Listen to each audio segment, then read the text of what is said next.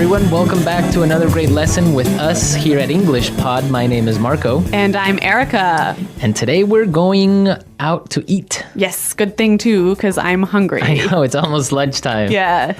So today we're going to be talking about eating at a restaurant and giving some great recommendations and suggestions. Yes, we have language for describing food, for describing restaurants, and for making suggestions. Great, so let's start with our vocabulary preview for this lesson.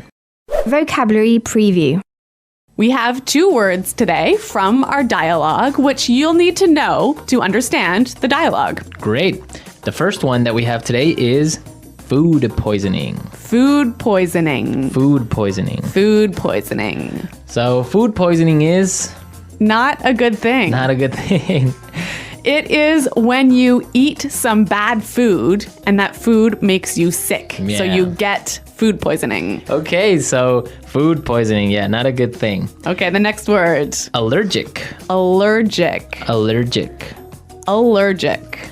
So when you're allergic to something, It makes you sick. That one thing makes you sick. right, For example, I'm allergic to seafood. right. If I eat seafood, I cannot breathe. Oh, okay, so you definitely want to stay away from fish. Yes, yes. Some people are allergic to nuts, like peanuts. Or maybe milk. milk. Yeah.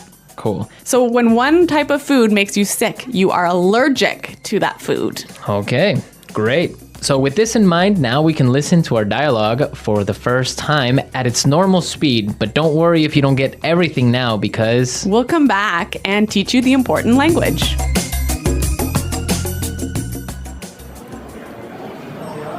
Do you two have any plans for the evening? We were thinking of checking out a restaurant in the neighborhood. Do you have any suggestions? I know this really nice Italian place. The food is fantastic and the decor is beautiful. I'd recommend giving it a try. Actually, I'm not all that crazy about Italian food. I'm in the mood for something a bit lighter. In that case, I know a great little bistro. They make a really tasty seafood platter. The fish is outstanding. It sounds fantastic, but I'm allergic to seafood, so... Okay, well, let me think. I know this great little place. It's just a hole in the wall, but they do the most amazing sandwiches. You've got to give them a try. Ella, you took me there last time I visited, and I got food poisoning, remember?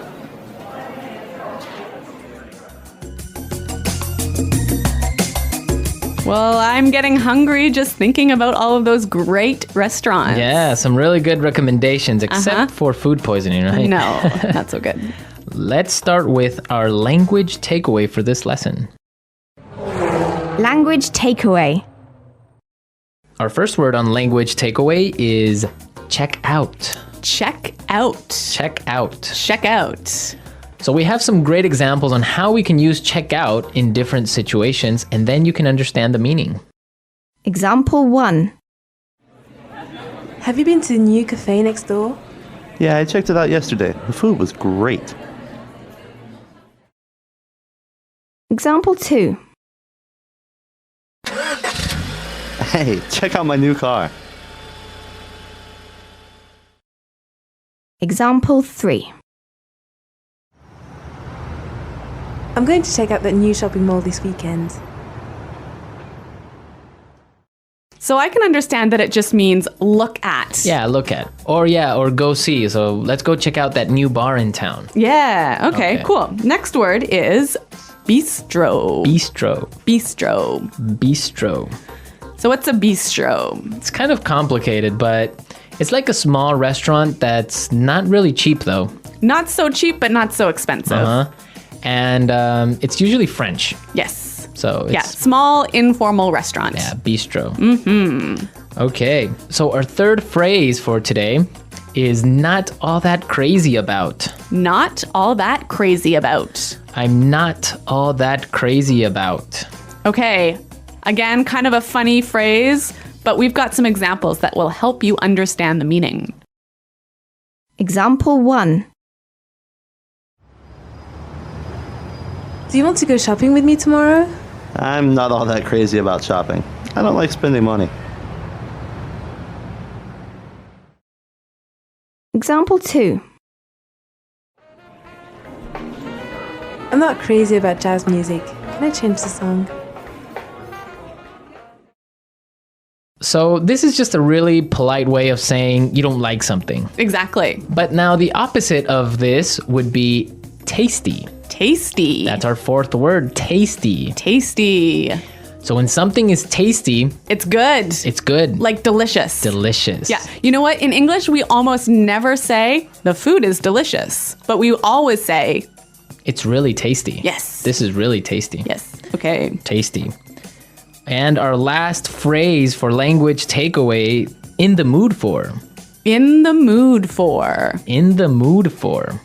Let's listen to some examples of this phrase and we'll understand the meaning a little bit better.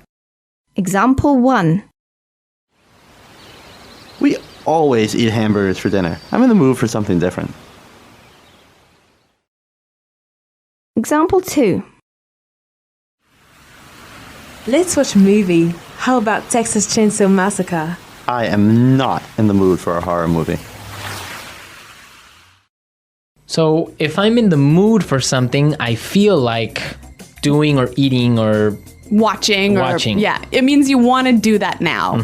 Yeah. I'm in the mood for. Okay. Some great language we just looked at, and I think it's time for us to listen to the dialogue a second time.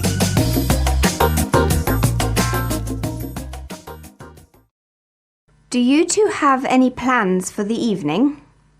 We were thinking of checking out a restaurant in the neighborhood. Do you have any suggestions? I know this really nice Italian place. The food is fantastic and the decor is beautiful. I'd recommend giving it a try. Actually, I'm not all that crazy about Italian food. I'm in the mood for something a bit lighter. In that case, I know a great little bistro. They make a really tasty seafood platter. The fish is outstanding. It sounds fantastic, but I'm allergic to seafood, so... Okay, well, let me think. Oh, I know this great little place. It's just a hole in the wall, but they do the most amazing sandwiches. You've got to give them a try. Ella, you took me there last time I visited, and I got food poisoning, remember? Okay, some really great and useful phrases there, and I know you want to talk about specifically some of these phrases. Yes, today's lesson is all about making recommendations, right? Right. So let's look at some useful phrases in Fluency Builder. Fluency Builder. So in the dialogue, we heard a great way of asking for a suggestion. That's right. Let's listen. Do you have any suggestions? Do you have any suggestions? So that's how you would ask for a suggestion. Or you can say something else like, do you have any ideas? Yeah, or you might say, do you have any thoughts? Okay, so Three that's great ways. asking for suggestions. Yep. In response to this, you can say something like this. I'd recommend giving it a try. I'd recommend giving it a try. We also heard another phrase that we use for giving suggestions. You've got to give them a try. You've got to give them a try. So these two phrases are great. I'd recommend or you gotta give them a try. Yeah. Great ways of suggesting. Yes. Now, what's really important here is the pronunciation of these words, right? Yeah, you'll notice that we don't say, I would recommend. Right. We use the contraction I'd. I'd recommend. I'd recommend. Similarly, in the phrase, you have got to, we shorten that to say, you gotta. you gotta. You gotta give them a try. You gotta. You know what, guys? If you can shorten your phrases like this, if you can push the sounds together, you'll sound a lot more natural, hey? And also you'll be able to understand because in movies or in shows, they will never say, you have got to give them a try. Yeah. So if you know how to use this form, you'll understand what they mean. Exactly. Okay, great. Well, why don't we listen to the dialogue a third time and you'll hear some of these contractions in the dialogue.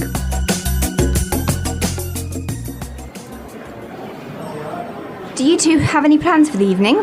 We were thinking of checking out a restaurant in the neighborhood. Do you have any suggestions? I know this really nice Italian place. The food is fantastic and the decor is beautiful. I'd recommend giving it a try.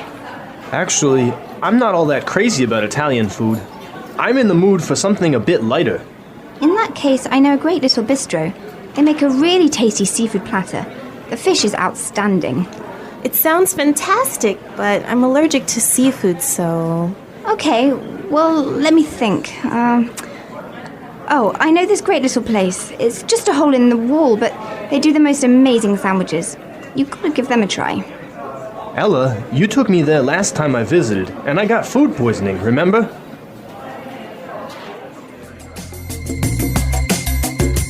Okay, great dialogue. And Erica, I know that you have some food poisoning stories for us. Well, I don't know about stories, but I've definitely had food poisoning before. Yeah. One of the worst times that I ever had food poisoning was when I was traveling in Morocco. Okay. I had some really amazing orange juice, really fresh, squeezed that day in the morning. And then I got on a bus. Okay. I think you can see where this is going. Yeah, so I was on the bus and then I started to feel really sick. And I was just hoping that the bus ride would be over soon. Yeah. But unfortunately it wasn't. Oh, no. All I can say is that I was sick. And all I can say is that I was pretty sick and really, really unhappy. Yeah, I bet. Well, that's very strange that you got sick from orange juice, huh? Well, yeah, maybe it was with some dirty water or something like that. I don't know. It was a terrible situation. Yeah, it's always complicated when you're traveling to other countries. It could be the water. It could be the way they prepare things. So Yeah. Food poisoning. Guys, I hope that you don't get food poisoning.